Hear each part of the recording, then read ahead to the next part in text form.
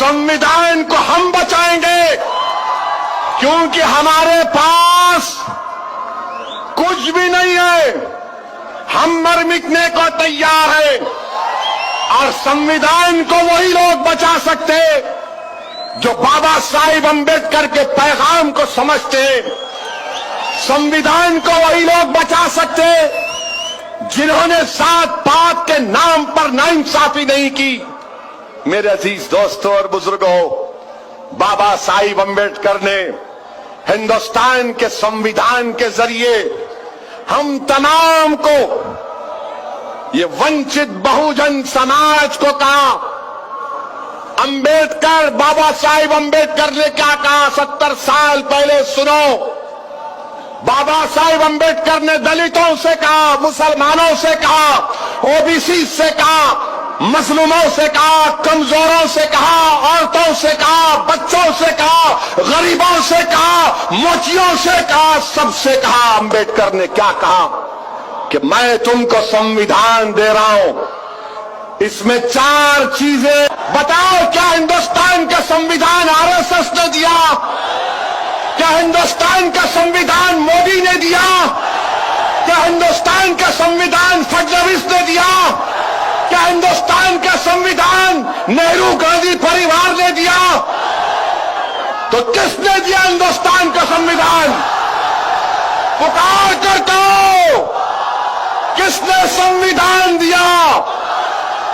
इतना आवाज लगाओ कि दिल्ली में मोदी चमक कर उठ जाए कि महाराष्ट्र में कौन इनकलाब बर्पा कर रहा है।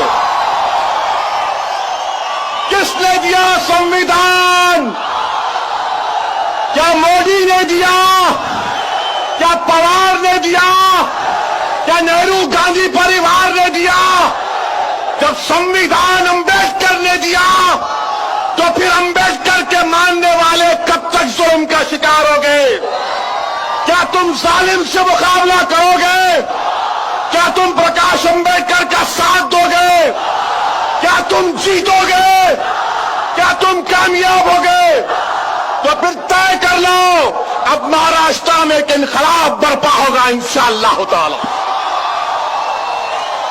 मेरे अजीज दोस्तों और बुजुर्गों, मेरे अजीज दोस्तों और बुजुर्गों, मेरी इज्जतदार मां और बहनों, जब बाबा साहिब ने हिंदुस्तान को संविधान दिया, तो बाबा साहिब ने क्या कहा? बाबा साहिब ने कहा इक्वालिटी, इंसाफ। बाबा साहिब अंबेडकर ने कहा अगर कोई शर्मा होगा और महार होगा तो बराबर होगा। बाबा साहिब ने कहा अगर कोई त्रिवेदी होगा और दंगर होगा तो बराबर होगा। बाबा साहिब ने कहा अगर कोई द्विवेदी होगा, नाई होगा तो बराबर होगा। ये बाबा साहिब अंबेडकर ने किया। ये काम वो आरएसएस के लोग जो 90 साल तक चड्डी पहनने के बाद अब पैंट पहन रहे हैं, ये संविधान उन्होंने नहीं दिया। ये संविधान बाबा साहिब अंबेडकर का बना हुआ है। मेरे अजीज दोस्तों और बुजुर्गों, तारीख में नौजवानों, मैं तुमको लेकर जाना चाहता हूं कि जब हिंदुस्तान का संविधान बन रहा था, मेरी इज्जतदार मां और बहनों, कॉन्स्टिट्यूएंट असेंबली में आज ये कांग्रेस पार्टी बाबा साहिब का नाम लेती है, मगर क्या ये हकीकत नहीं है कि कॉन्स्टिट्यूएंट असेंबली में बाबा साहिब को पहली मर्तबा किसने भिजाया? नौजवानों, मैं तुमसे पूछ रहा हूं, कानून साज असेंबली में जब हिंदुस्तान का संविधान बनाने के लिए कॉन्स्टिट्यूएंट असेंबली बनाई गई, किसने भिजाया बाबा साहेब अंबेडकर को? कांग्रेस ने? नेहरू गांधी परिवार ने? किसने भिजाया? फिर मुसलमानों ने भिजाया था। बंगाल के मुसलमानों ने भिजाया था। नौजवानों, तारीख को पढ़ो और याद करो जोगेंद्र नाथ मंडल को। जोगेंद्र नाथ मंडल ने बाबा साहिब अंबेडकर को बंगाल लेकर गए और कहा, बाबा साहिब, ये महाराष्ट्र के आलासाद के लोग आपको बर्दाश्त नहीं करते, आप बंगाल चलिए। बंगाल का मुसलमान आपको अपने कंधे पर बिठाने के लिए तैयार है।